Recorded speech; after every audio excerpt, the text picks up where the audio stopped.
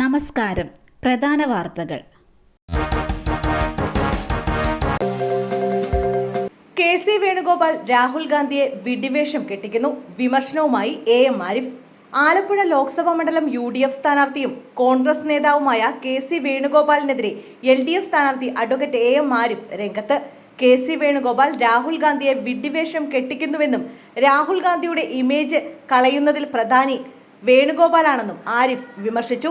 General സെക്രട്ടറിയിലേക്ക് എല്ലാ അധികാരവും കേന്ദ്രീകരിക്കുന്നതിന് വേണ്ടിയാണ് രാഹുലിനെ കോമാളിയാക്കുന്നത്. ദയവ് ചെയ്ത് രാഹുലിനെ വേണുഗോപാൽ മോശക്കാരനാക്കരുത് എന്നും അദ്ദേഹം പറഞ്ഞു.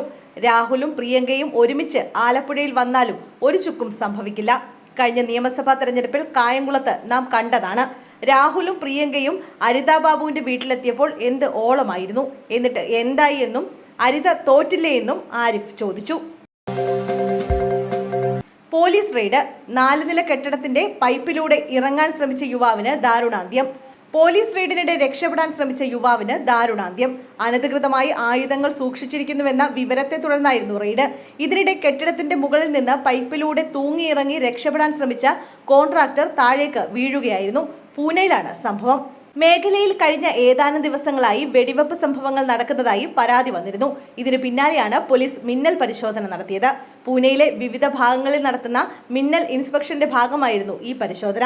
പോലീസ് എത്തിയതിന് പിന്നാലെ വാഡ്ഗോൺ ദയാരി മേഖലയിലെ കെട്ടിടത്തിൽ നിന്ന് നിരവധി പേർ ഇറങ്ങി ഓടാൻ ആരംഭിച്ചു. ഇവരെ പോലീസ് പിന്തുടരാനും. ഇതിനിടയിലാണ് ചിലർ കെട്ടിടത്തിന്റെ പിൻവശത്തുള്ള പൈപ്പിലൂടെ പിടിച്ചിറങ്ങാൻ ശ്രമം നടത്തിയത്. 47-കാരനായ കോൺട്രാക്ടറും ഇത്തരത്തിൽ താഴെ ഇറങ്ങാൻ ശ്രമിക്കുന്നതിനിടെയാണ് വഴുതി വീണ് മരിച്ചത്. 4 നില കെട്ടിടത്തിന്റെ മുകളിൽ നിന്നാണ് ഇയാൾ വീണ് മരിച്ചത്. ശശി തരൂരിനെതിരെ പോലീസ് കേസെടുത്തു. ലോക്സഭാ തെരഞ്ഞെടുപ്പിൽ തിരുവനന്തപുരം മണ്ഡലത്തിലെ UDF സ്ഥാനാർത്ഥി ശശി തരൂരിനെതിരെ കേസെടുത്ത പോലീസ്. മണ്ഡലത്തിലെ NDA സ്ഥാനാർത്ഥി രാജീവ് ചന്ദ്രശേഖരന്റെ പരാതിയിലാണ് കേസ്. മതസംഘടനകൾക്ക് പണം നൽകി രാജീവ് ചന്ദ്രശേഖർ വോട്ട് പിടിക്കുന്നതായി ഒരു ചാനൽ അഭിമുഖത്തിൽ ശശി തരൂർ ആരോപിച്ചിരുന്നു. ഇതിനെതിരെയാണ് രാജീവ് ചന്ദ്രശേഖർ DGPക്ക് പരാതി നൽകിയത്. തിരുവനന്തപുരം സൈബർ പോലീസാണ് കേസ് രജിസ്റ്റർ ചെയ്തത്. ഭാര്യയുടെ ഉപദ്രവം സഹിക്കാതെ ആത്മഹത്യക്കൊരുങ്ങി യുവാവ്. സുഖത്തിലും ദുഃഖത്തിലും പങ്കാളികളാകാനാണ് വിവാഹം കഴിക്കുന്നത് എന്നാണ് പറയാറ്. എന്നാൽ ചിലർക്ക് വിവാഹ ജീവിതം നരകതുല്യമായി മാറാറുണ്ട്. അതിന് പലതരം കാരണങ്ങളും കാണും. ചിലരൊക്കെ വിവാഹമോചിതരാവും, ചിലർ ആ ജീവിതത്തിൽ തന്നെ തുടരും. എന്തായാലും ഹൈദരാബാദിലെ കൊമ്പള്ളിയിലുള്ള ഒരു യുവാവ് പറയുന്നത് തനിക്ക് ഭാര്യയിൽ നിന്നും എത്രയും വേഗം വിവാഹമോചനം വേണം, ഇല്ലെങ്കിൽ താൻ ആത്മഹത്യ ചെയ്തു കളയും എന്നാണ്. കഴിഞ്ഞ ദിവസം ഇക്കാര്യവും പറഞ്ഞ് യുവാവ് ആത്മഹത്യാ ശ്രമവും നടത്തി. എന്തായാലും നാട്ടുകാർ തക്ക സമയത്ത് ഇടപെട്ടതിനെ തുടർന്ന് യുവാവിനെ തീരുമാനത്തിൽ നിന്നും പിന്തിരിപ്പിച്ചു. റിപ്പോർട്ടുകൾ പ്രകാരം നാഗേഷ് എന്ന യുവാവാണ് പ്രദേശത്തെ ജയഭേരി പാർക്ക് തടാകത്തിൽ ചാടി വീഴിക്കാൻ തീരുമാനിച്ചത്. എന്നാൽ ഈ ശ്രമം സമീപത്തുണ്ടായിരുന്ന ആളുകൾ തടയുകയായിരുന്നു.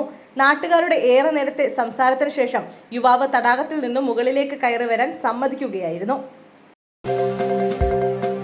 കെ ശൈലജയ്ക്കെതിരെ നിയമ നടപടിക്കെന്ന് ഷാഫി പറമ്പിൽ. അശ്ലീല വീഡിയോ ആരോപണത്തിൽ കെ ശൈലജയ്ക്കെതിരെ നിയമപരമായി നീങ്ങുമെന്നറിയിച്ച് ഷാഫി പറമ്പിൽ. കെ ശൈലജയുടെ മോർഫ് ചെയ്ത വീഡിയോ പ്രചരിപ്പിക്കുന്നുവെന്ന് ആരോപണം വന്നതിനെ തുടർന്ന് ഷാഫി പറമ്പിലിനെതിരെ സമൂഹ മാധ്യമങ്ങളും മറ്റ് വിമർശനങ്ങളും അധിക്ഷേപവും വ്യാപകമായിരുന്നു.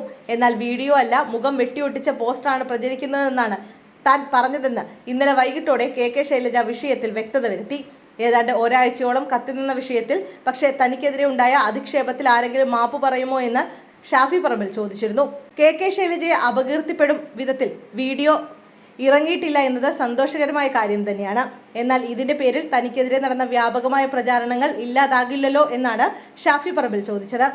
ശൈലജ തിരുത്തൽ നടത്തിയതിൽ സന്തോഷമുണ്ടെന്നും എന്നാൽ വീഡിയോയുടെ പേരിൽ തന്റെ ഉമ്മയുടെ പേര് വരെ വലിച്ചഴിച്ചു എന്നാണ് ഷാഫി പറമ്പിൽ പറയുന്നത്. Social media impact UDFന് അനുകൂലമാകുമെന്നും Shafi Parambil പറഞ്ഞു.